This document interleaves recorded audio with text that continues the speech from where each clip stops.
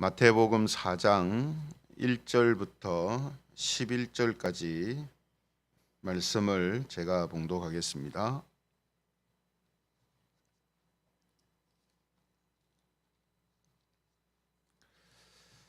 마태복음 4장 1절부터 제가 봉독합니다. 그때에 예수께서 성령에게 이끌리어 마귀에게 시험을 받으러 광야로 가사 40일을 밤낮으로 금식하신 후에 줄이신지라. 시험하는 자가 예수께 나와서 이르되 네가 만일 하나님의 아들이여든 명하여 이 돌들로 떡덩이가 되게 하라. 예수께서 대답하여 이르시되 기록되었으되 사람이 떡으로만 살 것이 아니요 하나님의 입으로부터 나오는 모든 말씀으로 살 것이라 하였느니라 하시니, 이에 마귀가 예수를 거룩한 성으로 데려다가 성전 꼭대기에 세우고 이르되 네가 만일 하나님의 아들이여든 뛰어내리라. 기록되었으되 그가 너를 위하여 그의 사자들을 명하시리니 그들이 손으로 너를 받들어 발이 돌에 부딪히지 않게 하리로다 하였느니라.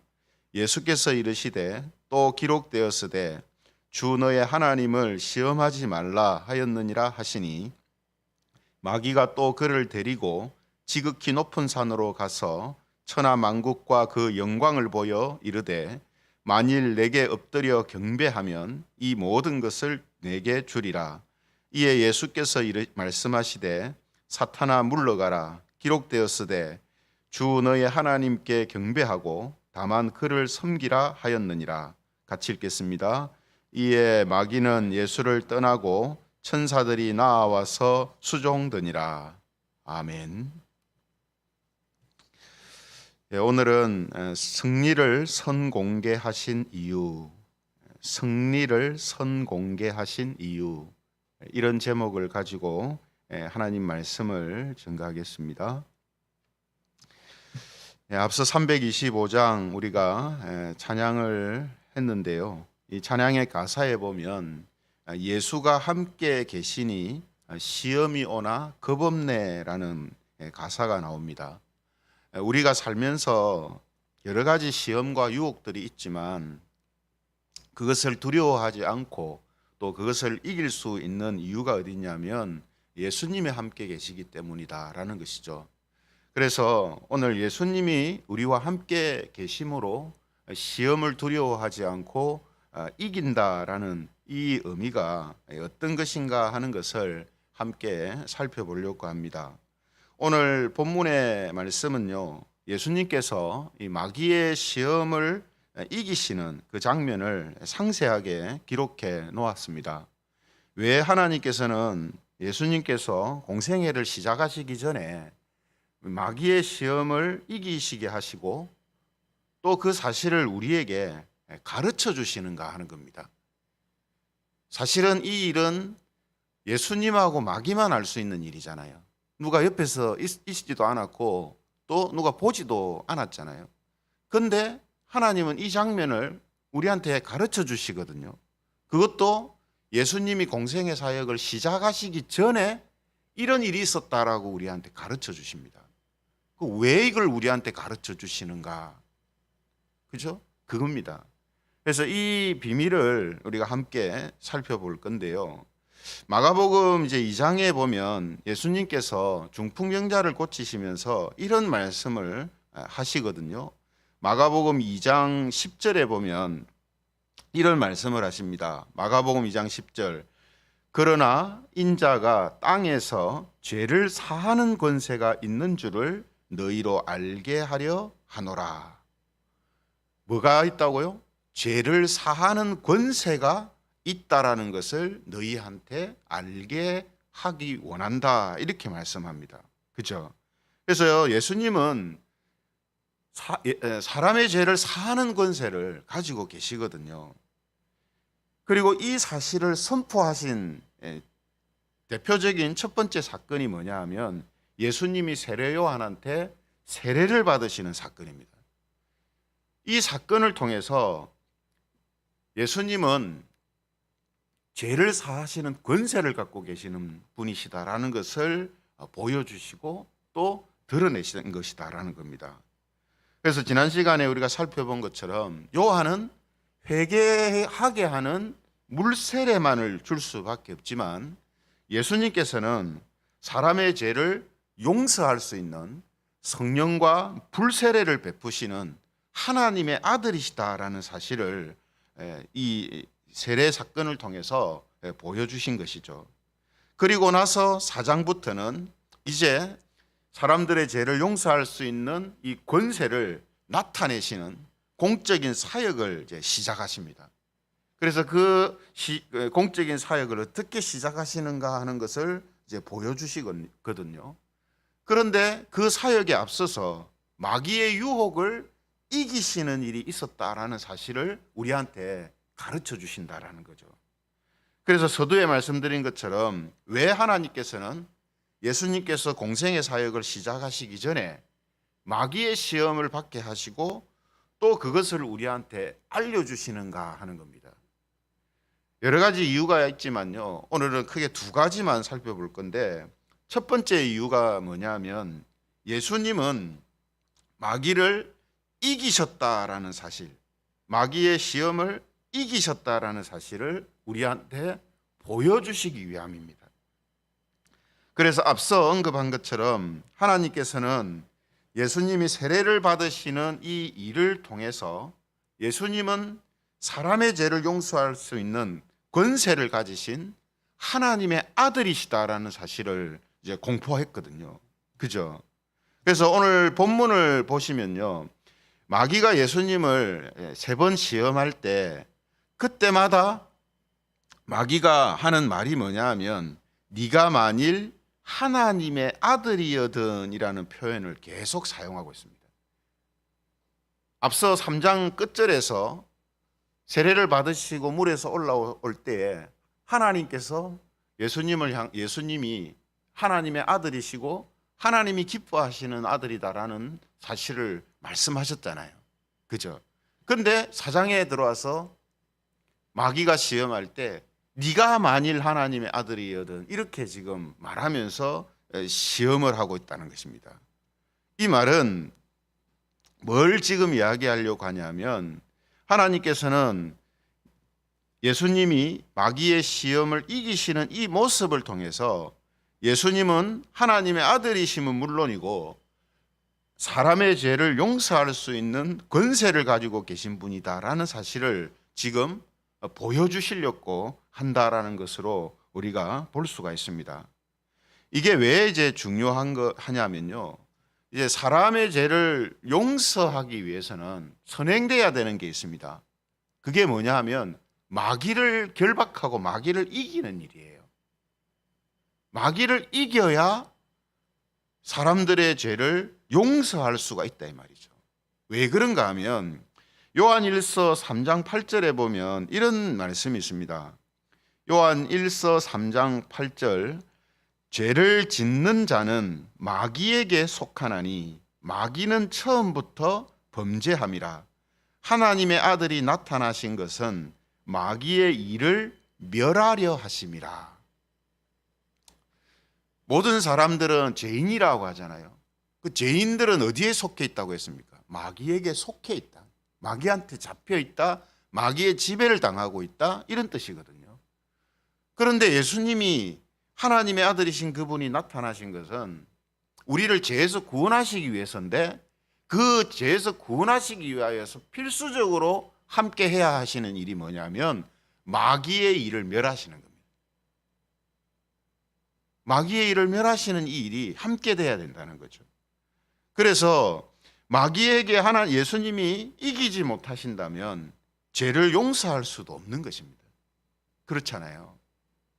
이런 이유 때문에 예수님께서는 공생애를 시작하시기 전에 먼저 마귀의 유혹을 이기시고 마귀의 일을 무너뜨리시는 이 모습을 우리한테 보여주시는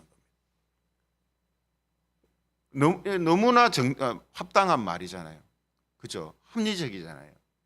마귀한테 묶여 있고 마귀한테 속해 있고 마귀의 다스림 속에 있는데 그래서 죄 가운데에서 벗어나지 못하고 있으니까 우리를 죄를 용서하시려면 마귀에게서 먼저 벗어나게 해야 된단 말이죠.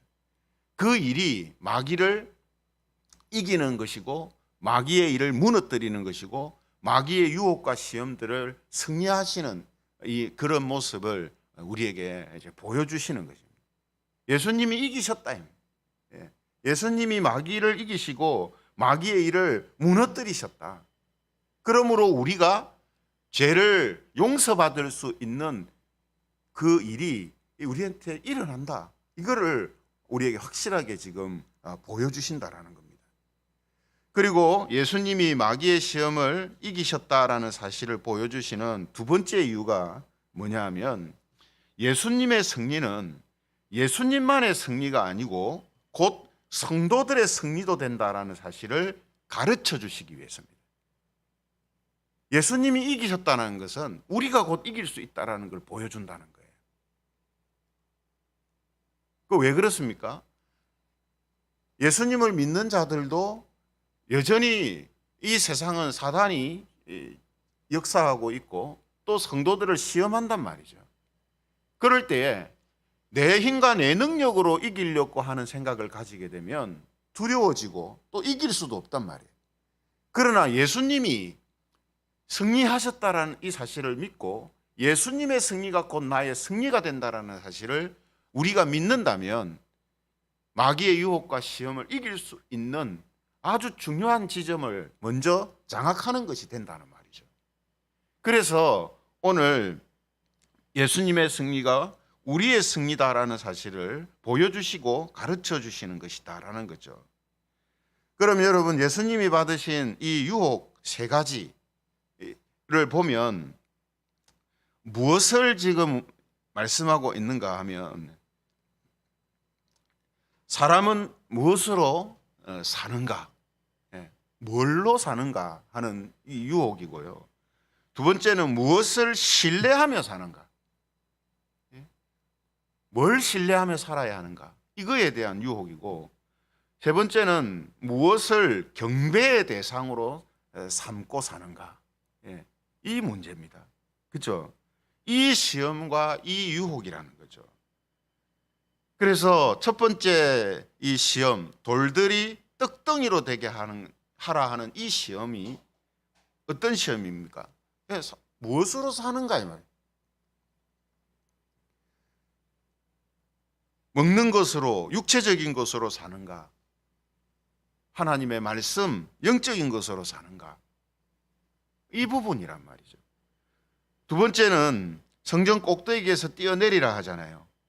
성전 꼭대기에서 뛰어내리면 성경의 말씀, 하나님이 약속하신 것처럼 우리를 안전하게 받아주시는가 한번 시험해봐라 이 말이거든요.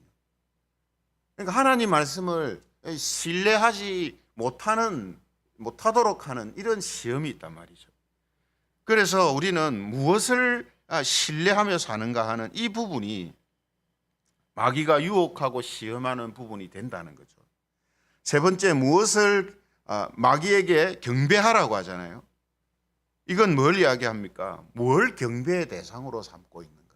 나는 뭐를 동경하고 뭘 경배하는 마음을 가지고 살고 있는가? 그래서 마귀는 항상 이 세 가지를 가지고 유혹하고 시험한다는 겁니다. 거기에 대한 답이 뭡니까? 성도들은 하나님의 말씀으로 살아야 하고 하나님을 신뢰하며 살아야 되고 하나님을 경배의 대상으로 살아야 한다. 이게 예수님의 시험을 통해서 우리에게 알려주시고 가르쳐주시는 해답이죠. 그런데 마귀는 어떻게 합니까? 성도들이 이렇게 살지 못하도록 시험하고 유혹을 합니다. 첫사람 아담이 이 시험과 유혹을 이기지 못하고 죄를 범하고 하나님을 배신하는 이런 죄를 지었지 않습니까? 하지만 예수님께서는 이 세 가지를 다 이기시는 모습을 이제 보여주신다라는 거죠. 그리고 우리가 앞으로 이런 세 가지의 맥락에서 시험을 당할 수 있다라는 사실도 동시에 우리에게 보여주십니다. 더 중요한 것은 예수님이 이기셨기 때문에 성도들도 이런 유혹과 시험들을 이길 수 있다라는 사실을 보여주신다라는 겁니다. 그래서 이 오늘 본문에서 특징적인 것이 마귀가 시험을 할 때마다 예수님은 구약의 말씀을 통해서 대응하시거든요. 구약의 말씀을 통해서. 그래서 거기에 나오는 표현들이 기록되었으되 하는 말씀을 세 가지 시험을 받을 때마다 다 말씀하시면서 구약 성경을 인용하십니다. 근데 세 가지 다 구약 성경 중에 어느 성경을 인용하냐면 신명기 성경을 인용합니다. 세 가지 다 기록되었으되 하고 하시는 말씀들이 다 신명기 말씀이에요. 그 여러분 신명기 성경이 이야기하고 있는 게 뭐냐면 하나님의 백성들이 광야에서 실패했지만 가나안 땅에 들어가서 승리하기 위해서는 이런 믿음으로 살아야 된다라는 것을 가르쳐 주시는 것이 신명기의 내용입니다. 그러니까 지금 예수님은 하나님의 백성들이 예수님을 믿고 구원받은 하나님의 백성들이 이 땅에서 예수님의 승리가 자기의 승리가 될 수 있기 위해서는 어떻게 해야 하는가 하는 것을 신명기 말씀을 가지고 가르쳐 주심을 통해서 지금 신명기가 이야기하고 있는 가나안에서 그들이 어떤 모습으로 나아갈 때 승리할 수 있는가 하는 것을 가르쳐 준 것처럼 지금 예수님도 신명기와 같은 맥락에서 우리에게 예수님이 이기심이 우리의 승리가 될 수 있는 길이 무엇인가 하는 것을 가르쳐 주고 계신다라는 거죠. 이런 맥락에서 요한일서 5장 4절 5절에 보면 이렇게 말씀을 하십니다. 요한일서 5장 4절 5절에 보면 무릇 하나님께로부터 난 자마다 세상을 이기느니라. 세상을 이기는 승리는 이것이니 우리의 믿음이니라. 예수께서 하나님의 아들이심을 믿는 자가 아니면 세상을 이기는 자가 누구냐? 예수님의 승리가 곧 예수님을 믿는 자들의 승리가 된다라고 우리에게 말씀하고 계시거든요. 그렇죠? 그러므로 우리는 오늘 이 말씀을 통해서 살펴본 것처럼 이 두 가지를 우리는 항상 알고 있어야 되고 또 믿고 있어야 됩니다. 그 두 가지가 뭐랬습니까? 예수님께서는 마귀를 이기셨다. 마귀를 이기셨다라는 사실. 이거를 알아야 되고 이거를 믿어야 된다는 거죠. 그래서 우리가요 종종 보면 마치 하나님께서 혹은 예수님께서 마귀를 이기시지 못하고 뭐 서로 대등하게 영적인 싸움을 하는 것처럼 그렇게 생각하게 만들거나 또 그렇게 말하는 경우를 들을 수가 있습니다. 그런데 그건 정말 잘못된 겁니다. 예수님은 앞으로 이기실 게 아니고 이미 이기셨어요. 이미 이기신 것을 이제 전쟁은 이기셨는데 그 전쟁이 마무리되고 갈무리되는 상황에 있는 겁니다. 마치 나라와 나라가 전쟁을 했을 때 전쟁의 승패가 결정이 났지만 아직까지 그 영토 안에서는 작은 분쟁들이 있고 다툼이 있고 그게 아직 갈무리가 안 되는 상황이 어느 정도 지속이 되잖아요. 지금 그렇단 말이에요. 예수님께서는 이미 이기셨어요. 이기셨기 때문에 저와 여러분들이 예수님을 믿을 수가 있는 겁니다. 이 부분을 우리가 잘못 생각해서는 안 된다는 거죠.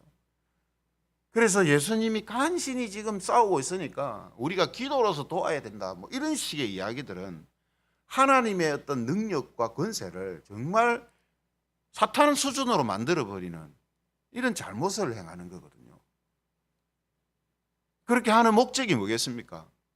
교인들 보고 열심을 내라고 그렇게 하는 거거든요. 열심히 전도하고 열심히 기도하라고. 마치 예수님이 아직 승리하지 못하시고 간신히 마귀하고 지금 치열하게 싸우고 있는 것처럼 그렇게 이야기를 한다는 말이죠. 그러나 그렇지가 않습니다.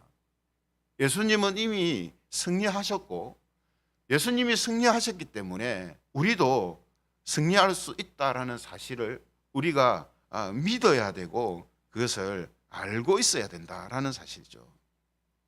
그래서 이 두 가지가 우리에게, 예수님을 믿고 사는 성도들에게 중요한 부분이라는 거예요.